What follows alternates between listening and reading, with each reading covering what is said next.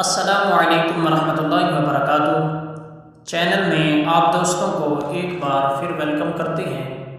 تو اس سے پہلے ہم نے مختلف دعائیں پڑھی ہیں، یعنی کھانا کھانے کی دعا، بیت الخلاء کی دعا، اذان کے بعد کی دعا، اور بھی ہم نے بہت ساری دعائیں پڑھی ہیں۔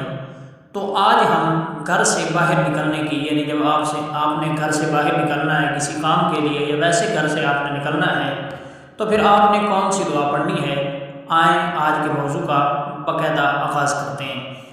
بسم اللہ الرحمن الرحیم۔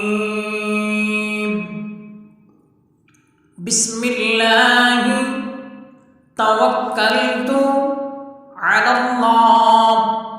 بسم اللہ توکلت علی اللہ، لا حول ولا قوة إلا بالله، لا حول ولا قوة إلا بالله۔